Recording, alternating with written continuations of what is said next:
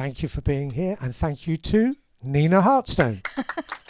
Thank you very much for having me. It's great that you're here, especially since you're slightly wounded, and we won't go into why, unless you want to tell. Well, I mean, if I was a stunt person, I'm sure I'd have a very exciting story. Sadly, it's more just about a misstep in a restaurant in Italy, but you know. On holiday, second day. Here we are. Well done. This is just fantastic. Thank you. And you won a Primetime Emmy for this, and that's in addition to the Oscar you and John Warhurst won for Bohemian Rhapsody. So you're well rewarded and respected, and you won industry professional awards for this. And it's an incredible achievement, and we'll get to it in a minute. I just wanted to ask you a few questions about yourself. One is how you got into it in the first place. How did you get into sound? Well, I sort of started off. I was very fortunate. My father was in the industry, still working a little bit. He was a re-recording mixer at Pinewood Studios when I was growing up, and I knew I wanted to be in film. I loved film from a young age, but I thought I wanted to be in the art department. So when I was 15, I actually did my work experience, as loads of kids do when they're that age. I did it in the art department on the very first Batman, the one with Jack Nicholson as the Joker, Tim Burton's Batman, and I loved it. Just at that point wanted to leave school and just dive in. My parents were like, no, you need to carry on, do your A-levels, do your degree. So I did all that. I did a degree at Canterbury in visual and performed arts, which was mainly kind of film studies and art history. And in my holidays there, I would work in the cinema, and I worked as a runner on a very low budget film called Project Shadow Chaser, which I super enjoyed as well. And I completed my degree, and back in those days, because it was a long time ago, you know, it had trained me to do absolutely nothing other than talk about films.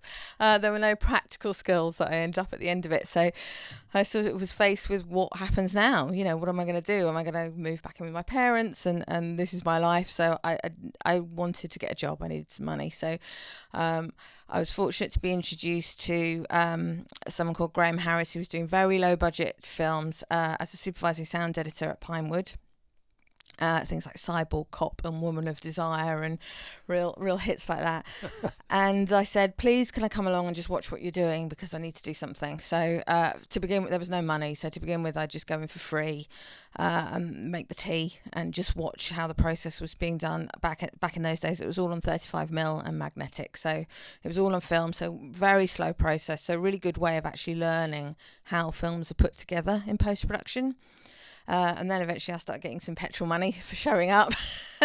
And from that point, I just kind of worked my way up. And I was very fortunate to ride that wave of digital audio workstations coming in.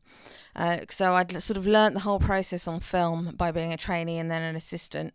And not that I had any computer background whatsoever, but I was one of the youngest people on the block. So they were like, you figure it out. So I would sit there in my lunch hours and my evenings with the manual, pressing buttons. What does that do? Oh, right, that moves it there. And I'm just figuring out how all these systems worked.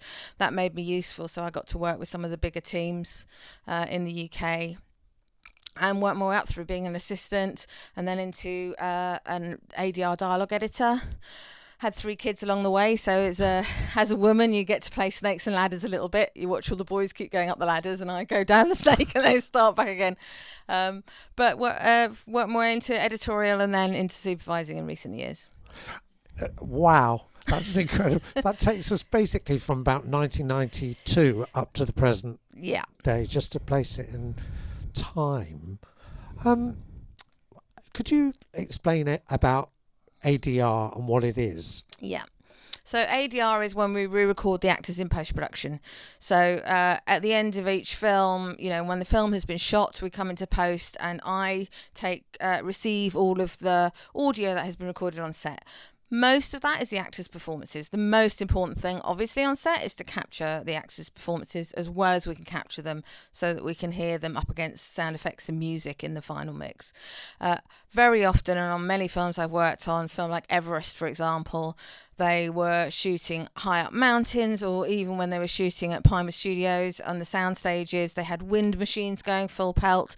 The actors had masks on. You could not hear what they were saying. So in lots of those films, we end up re-recording a lot of their performances in post.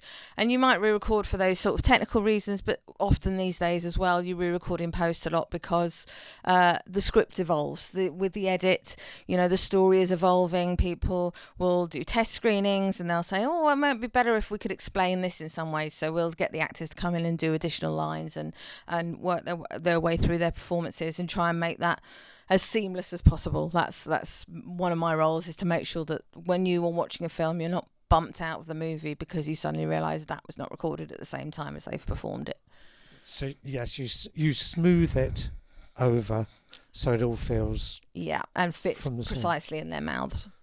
Oh, that must be. I'm thinking about all the Italian films I've seen where none of that matters, because they have a completely different approach to post-production sound, don't they? Yeah, and I think that's common in a lot of places. Obviously, we're not used to seeing dubbed films in that way, so I think in many territories, people are used to seeing films dubbed into their native language, and they're saying different words, so it's never going to precisely fit. So everyone gets quite used to it. However, we're always trying to, the closer you can make the audience lean in, the more you can get them to believe the performances and hear every little breath and lip smack and really feel absorbed into the story by those actors' performances and get to know the characters, the more we can hold your attention in cinema. And it feels like trying to create these performances, which are these days very much stitched together between what was performed on set and what we record in post, even down to syllables here and there that all get woven together. It just feels very important to try and maintain the integrity of the actors' performances so that the final cinematic experience is as close to what it should be, really. And that means that you are working with directors beside you. You're in first-hand contact with them. So, for example, Stephen Daldry on The Hours, Robert Altman on Gosford Park. Yeah. These are amongst many other titles of yours. You're sitting with them, just debating about which take of the actors' performances might be the best one to use. Yeah, it becomes a very collaborative space, which is great. I mean, I really enjoy shooting ADR. Most actors don't enjoy it at all, but I try and make it as freeing an experience for them as possible. I think they're very used to seeing it as a very technical exercise where they have to stand in front of a lectern and not move and get a beautifully clean recording that absolutely matches their lips. I throw all that out the window and we let them move around as much as possible. If they're laying down on the scene, they can lay down when they're in ADR. If they're walking around the room, they can walk around and we'll boom op them. And it's more about allowing them to get to that space where they can bring the character out of themselves again. And every actor has a slightly different process about going about that. And so the more I can help support that process, the better. And so working closely with the director and with the actors in those spaces, it becomes a very sort of tight family in the days when you are recording ADR.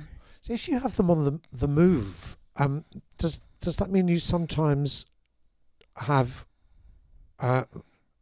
microphones that are different from the ones that we're using, the ones that the booms and the...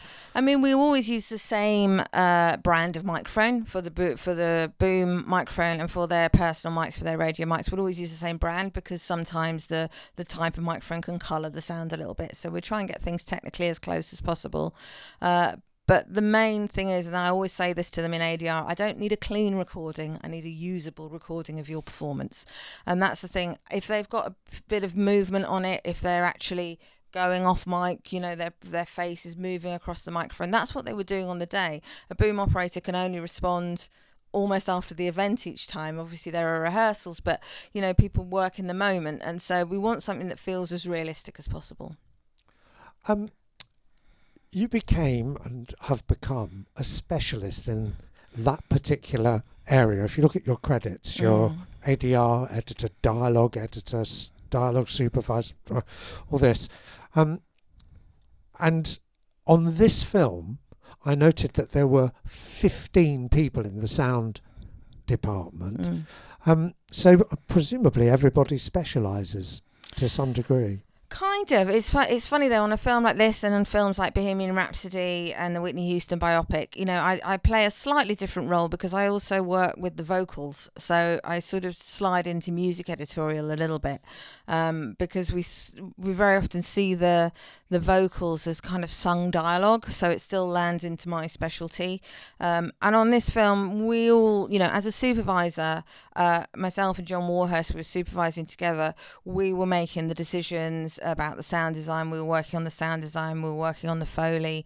One of the big aspects of this film was recording all the crowds for the concert sequences. And hopefully you noticed all the crowds singing along and you know, that warmth that brings.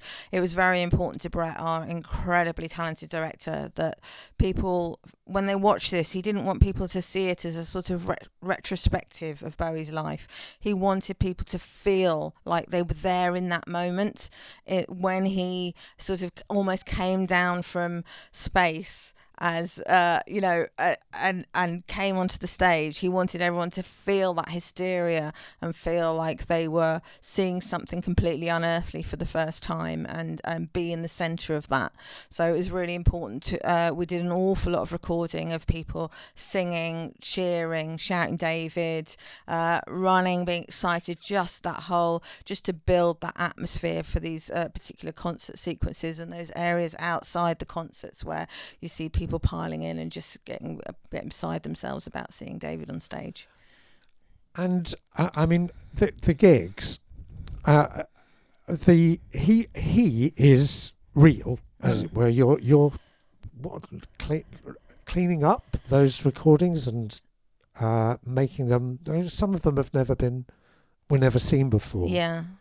And did you go back to source and have to? Yeah, we went through. I mean, obviously you don't want to clean anything up too much. You want to make it intelligible, and there are a couple of instances you see where we did subtitle the dialogue where he's being interviewed. I mean, one of the unique things about this documentary, and I'm always slightly hesitant to call it a documentary in a way because it's very much a David Bowie experience, is that it's not your usual kind of talking heads, people reflecting on who Bowie was. It's told in his own words, so everything comes from him, and we obviously wanted to make sure that those words are intelligible, but we had a raft of different qualities in terms of the material that we were gathering, both for his vocals in his performances, but also in his interviews and the pieces of audio we had there. So it was challenging. One of the really great things, and Brett is really into the authenticity, and so am I, and we had access to so many recordings of David backstage with his costume and makeup people,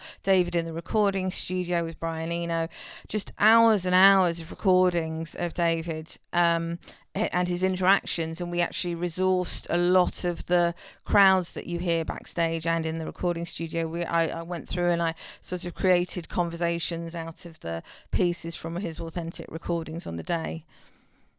That sounds like an endless well of material. How long did that take? It took a long time. It all took a long time. I mean, these things do with the level of detail we go to. But it's just such a fascinating process. Felt so privileged to sort of have that peak and listen to that, just the sort of almost humdrum day-to-day conversations that were going on backstage.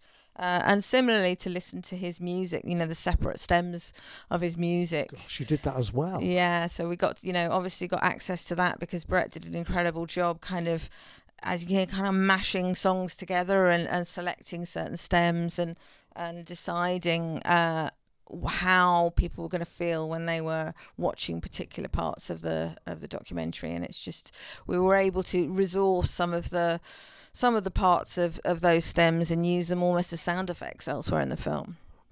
Does that include original masters from the albums or anything like that? Yeah. So there's a sense in which you were remixing the albums at certain places, I guess. Kind of. I mean, Paul Massey, our effects, our music and dialogue re-recording mixer, is astoundingly talented at these kinds of things. And Brett had already created this whole sort of. He knew what he wanted it to be, and it's always treading the line. You do need to be, you want to be faithful to what was there. We had Tony Visconti obviously working with us as well.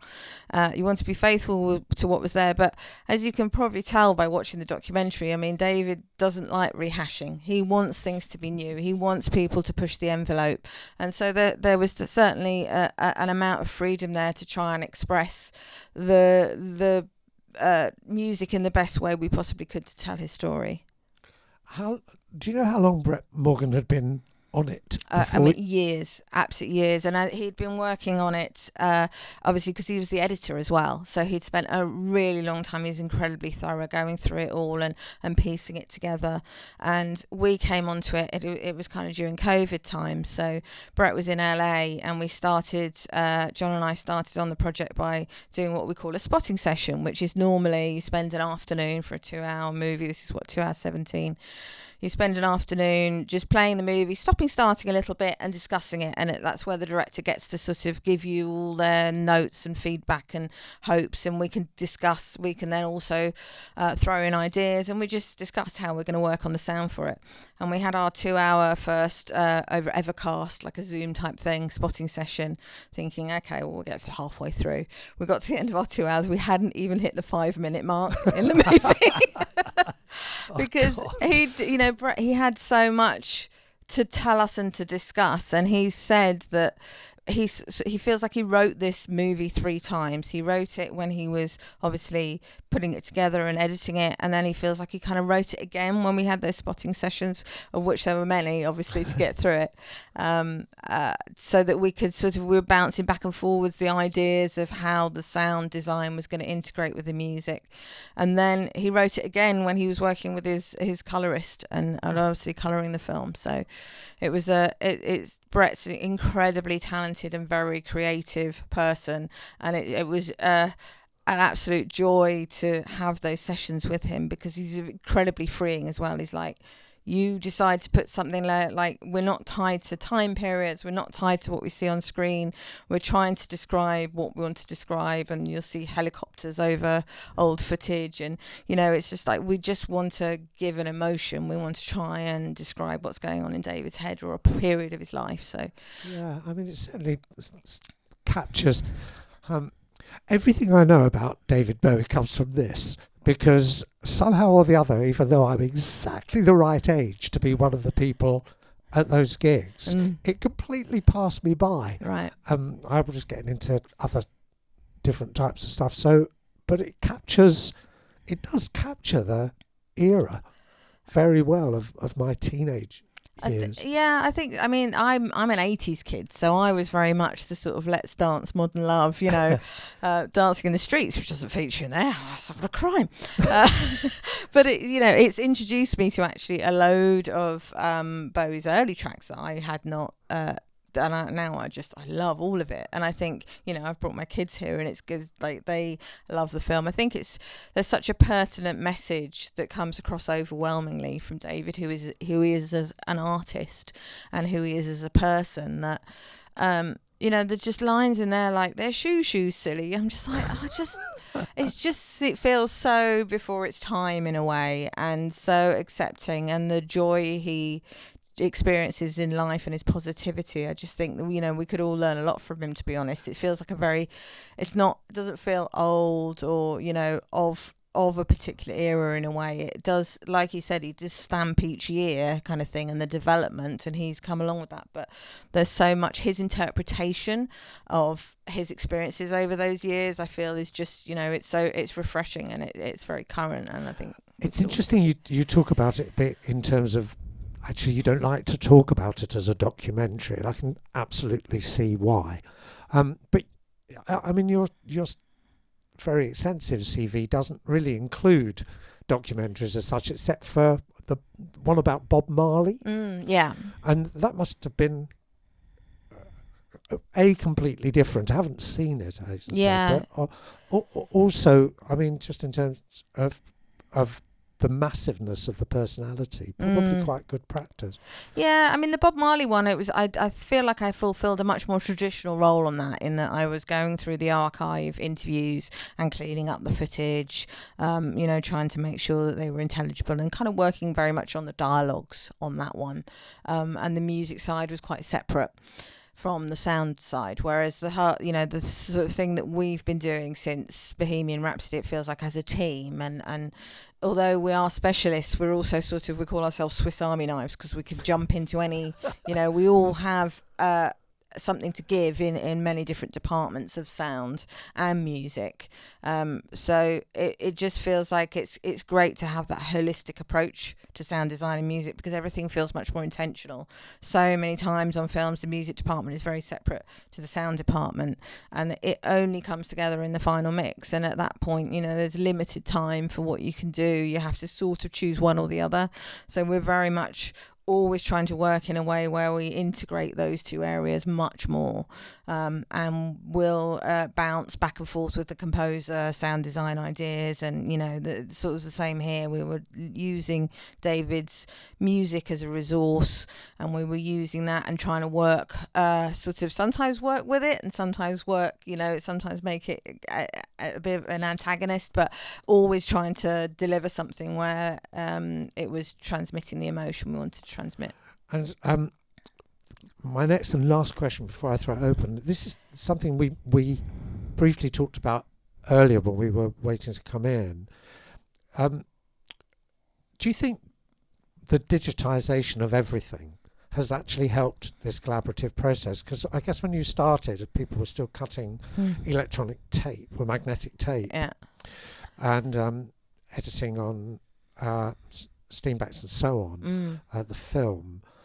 So everybody kind of had to be specialists because everything was so different. Yeah. The machines were just completely different, and they were huge, and they had to be in different rooms. Whereas now everybody's basically operating before the same kind of computer screen. Has that made collaborative easy? I think so. I mean, I think the lines have blurred hugely, certainly in sound, for example. I'm a supervising sound editor, but the lines between editorial and mix have blurred quite a lot. It's very hard to tell whether, when you watch a film, whether it's been brilliantly mixed or brilliantly edited, because you can't tell who's actually performed what role, because sometimes I'll work on something that you might consider mixing because it's using EQs and reverbs and those kind of things, and balance, or you might you might have an editor who presents everything very flat, and then the mix has done an awful lot of the work. So it's very difficult to tell where those lines blur. And I think also music and sound design, we were talking about this earlier, you watch a film like Gravity, which I worked on, and you can't, if you watch it, you wouldn't necessarily be able to peel apart what is music and what is sound design in certain areas. And I think that's good. I think that's how it should be. I mean, at the end of the day, we have an amount of frequencies to occupy, and we have level, and that's about it. So if we can all choose to take turns, or work together, then that's definitely ends up with the best result, in my opinion. Here. Okay. Any questions to Nina about this amazing film or about her work in general? Because if not, I can keep gassing to her for quite a long time. Yes, please. There is a microphone, as befits questions to a sound editor coming your way.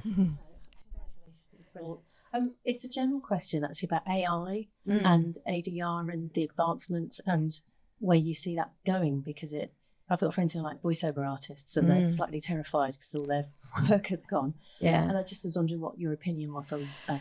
Well, it's a really tricky, it's a really good question, because we're in uncharted territory. And I mean, as I said, I kind of found my way into the industry with the advent of technology. So I certainly don't, that was 30 years ago now. I don't want to be one of those people who is like, a Luddite, not interested in new tech kind of thing. And there are certain uses of the AI software that we have, for example, in cleaning things up and managing to separate, maybe, you know, you've got one stereo track of music and being able to separate that so you can make it more cinematic, things like that, where it's technology for the good in a way. But I think in terms of performance, there is no patch, you know, I certainly at this stage, and I get bumped by the visuals as well, where something has been very, you know, people have been aged or de-aged or those kind of things. I get very bumped by that. There's something still uncanny valley about it,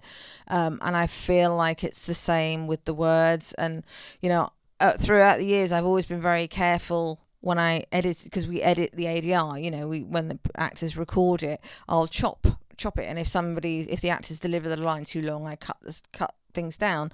And it's so tempting to cut those spaces, you know, between the syllables, but actually if you do that, they sound like a robot. And what you realize is that you haven't actually allowed the person the time for their mouth and their tongue to form the next syllable. So, and I think there's a little bit of that with AI. It just feels, certainly the way it is right now, it doesn't feel organic to me. It doesn't feel real. It bumps me out every time. I can still, my ears are quite finely tuned, I suppose, but I can hear it.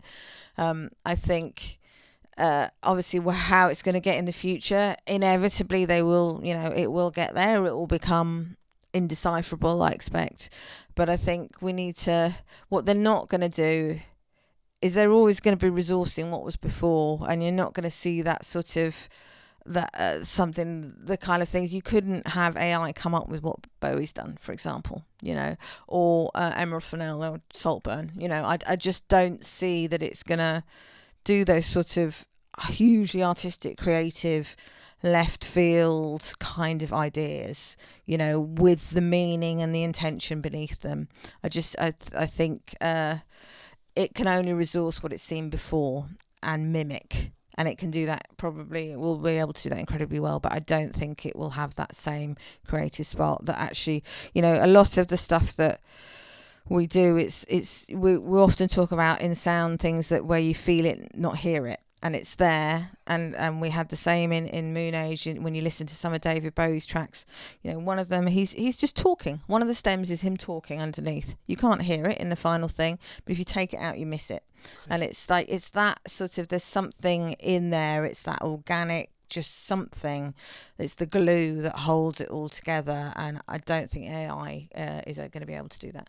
Because it would need to be taught individual taste. And it's crazy, isn't it? Because you'd have to instruct it to be Nina's taste. Yeah. Or if it's not that it has to be John Warhurst's taste or whoever's taste. But I don't want to be preempted with what something thinks I'm going to like. You know, this is what the algorithm does to us all the time on social media. I actually want to be surprised by stuff. You know, that's when you sort of feel a little bit alive, is when you watch something you wouldn't have thought about watching and you're like, oh God, I really enjoyed that. You know, that's not what I'd have picked to watch necessarily, but that actually is. And those are the sort of things that can really, you know, enhance the experience and enhance your own growth, I think. Yeah, and I suppose the logical extension, or the logical place for AI to get to, is one person in a room creating an actor's performance, creating the production. So nobody's necessary except the one person in a room.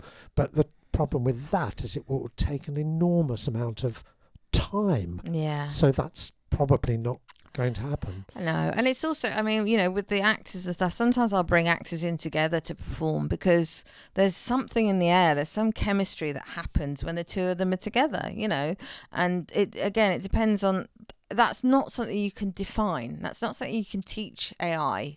You can teach it to mimic it, but you can't teach it those individual moments. So, I mean, who knows? Let's see. Yeah. Hide. Yeah. Anybody else with a question for Nina? Yes, there you are. Sorry, I was looking in the wrong direction. Thank you. Yeah, brilliant film, and loved your work on it. It's great.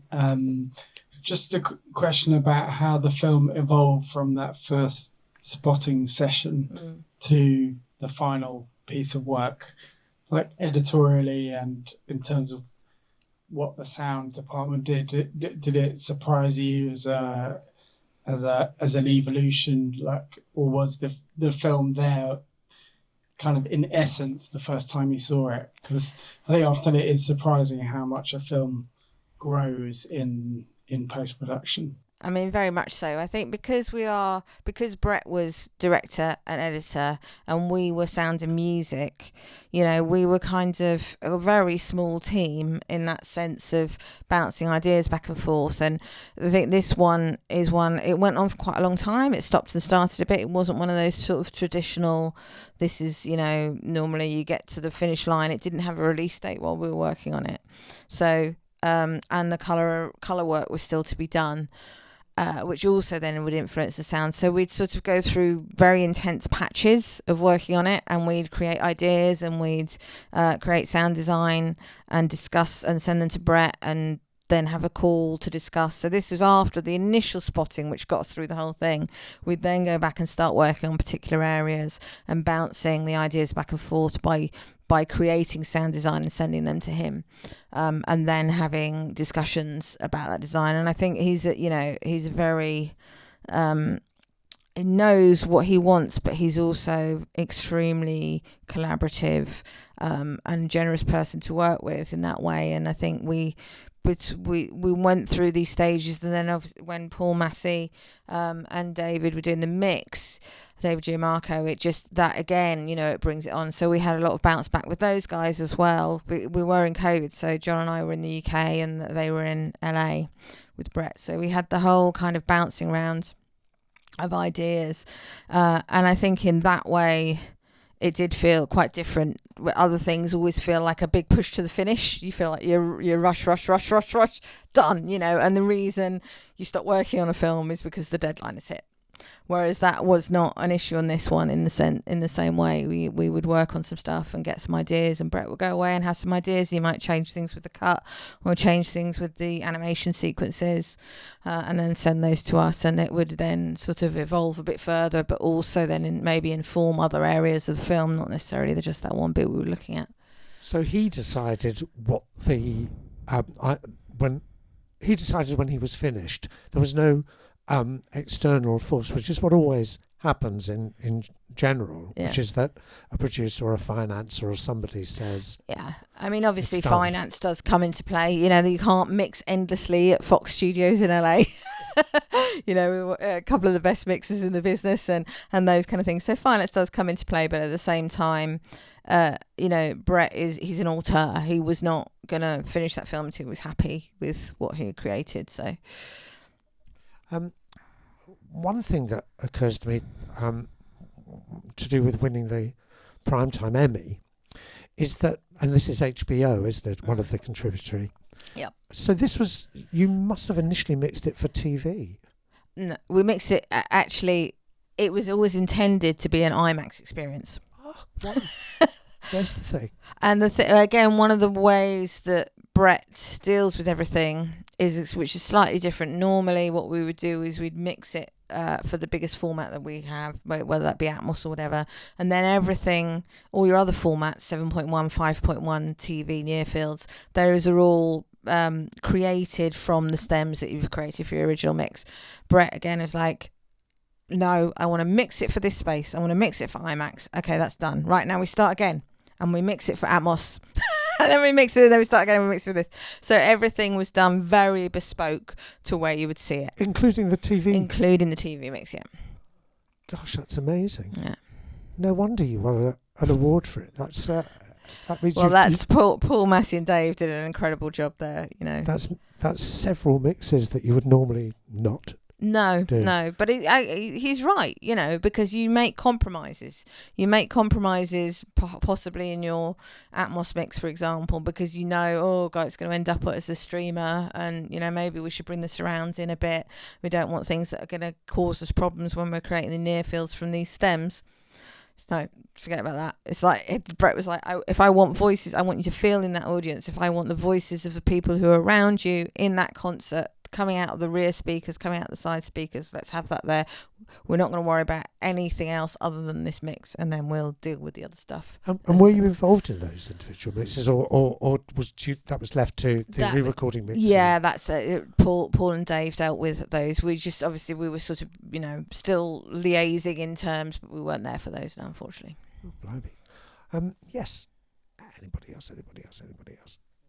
Oh, yes.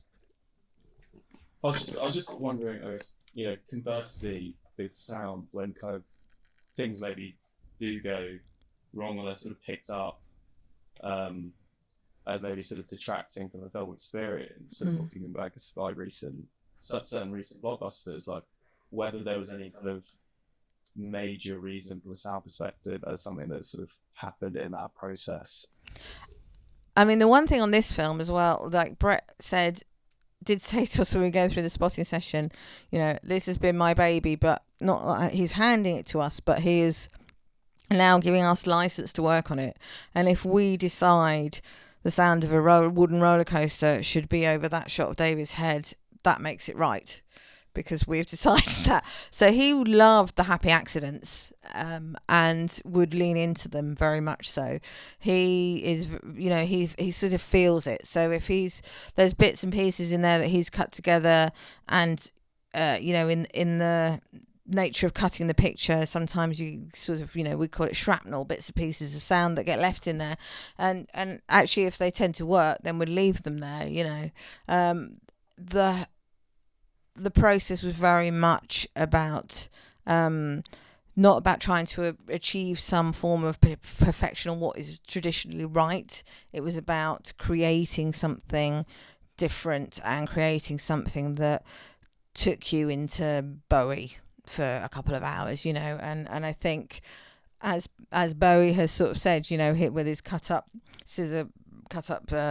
stories and mixing things out, and how he talks about chaos and things, we're very much sort of leaning into that on this show, which is not usual. Usually, everything is very fine tuned, although I'd be lying if I said that we got to the end of a big blockbuster film where the time is running out, and there weren't some things in there that shouldn't be there, that if they're not poking their head above the parapet in the soundtrack, if you like, then they sort of stay in there. You get to a point where you can't keep changing and refining. You have to just sort of go with whatever's.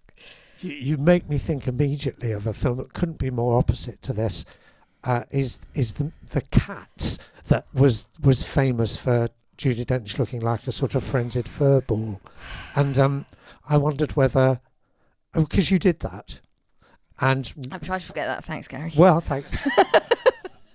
I just wanted to mention it because it feels as though, and I don't want to get you into any trouble at all, but it's about the most opposite experience that you could have to this. Not just because of personnel or anything like that, but because it's a musical and it has very tight formal constraints on it, which this doesn't. No, I mean, the thing with Cat, like, we were working on it for a long time. It was actually Simon Hayes recorded the sound on that, and he did an incredible job. 32 tracks with live sung musical.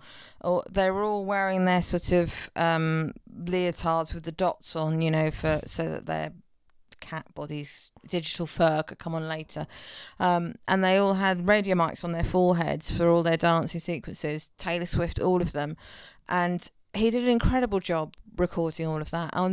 We only did the tiniest amount of ADR, like the tiniest amount, and it was to do with one of the tap dancing scenes, and just because it was tapping on the wrong surface, because it's on set kind of thing, but so actually, from a sound point of view, and music, and working on that, it was a very complex job.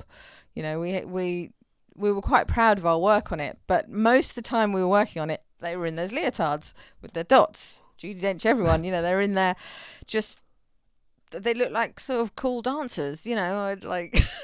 Then we didn't see the sort of the furry picture until quite far into the process. So. Just, you can never tell, can you, how it's going to end up. Okay, I should. Yes, please. Very happy to have another question, and then I'll probably draw to a close. Thank you. Hi. I've seen the film a few times now, and I like it even more each time. And I just want to say, thank you for your work on it. It's great.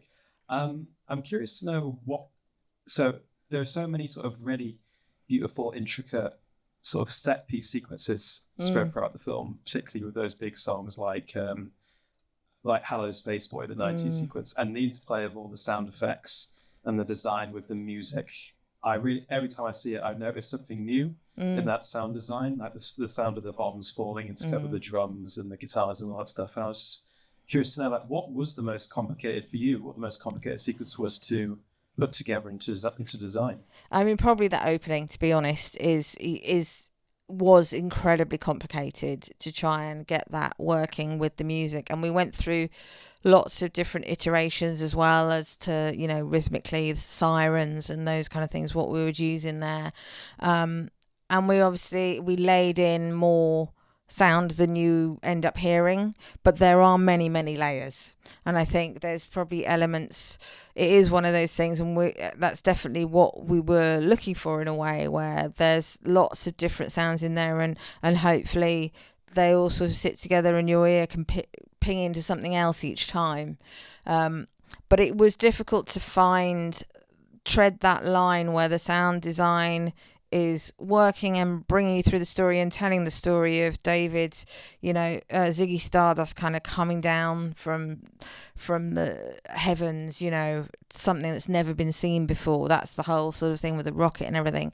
And incredibly experimental putting that together, and we did go through lots of different incarnations of it, moving things around and trying different tonal sounds to work with the music, and I think it's landed incredibly well. But it was an ongoing process of a back and forth and a back and forth, and then more back and forth with Brett and David, who mixed the effects out in the States, and we just kept sort of chipping away until we created the build until Bowie arrives on stage that we wanted. But there's all sorts of things in there that we've put in that you wouldn't, there's parts of stems of Bowie's music in that early section when they're sort of doing the preacher thing. There's like a choral in there that's from one of Bowie's stems. Later on in the film, when you see the siren going around, that's not the sound of a siren, that's the sound of crickets, created into a siren. We got quite experimental with things, and some of it landed and some of it didn't, but it was just a really freeing experience to do that. But it is quite hard to start those things and figure out what's, you've got to start somewhere. And I think by sort of throwing things out and starting the dialogue, sound, much like music, is quite a difficult thing to talk about unless you have something you can listen to actually latch into and then start that creative conversation. It's an incredible achievement, Nina. Congratulations to everybody concerned and to you, and thank you. Thank you very much for having me.